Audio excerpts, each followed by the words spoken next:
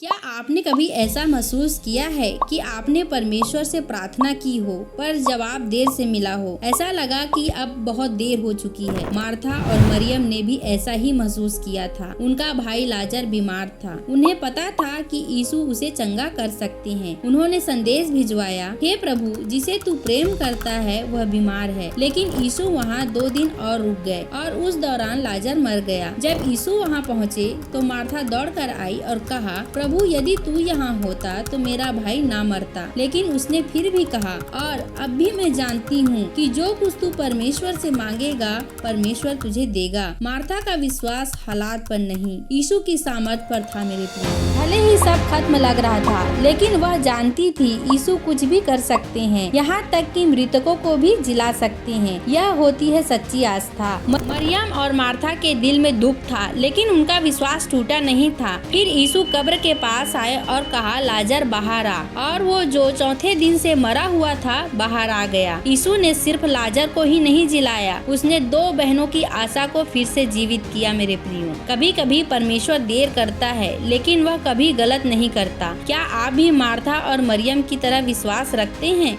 जब हालात कहे अब कोई उम्मीद नहीं बची, तब भी क्या आप कह सकते हैं, फिर भी मुझे विश्वास है? क्योंकि जब आप कहते हैं मुझे विश्वास है, तो परमेश्वर कहते हैं मैं अब भी कर सकता हूँ। क्योंकि परमेश्वर का वचन कहता है, यदि तू विश्वास करेगी तो परमेश्वर के महिमा को देखेगी।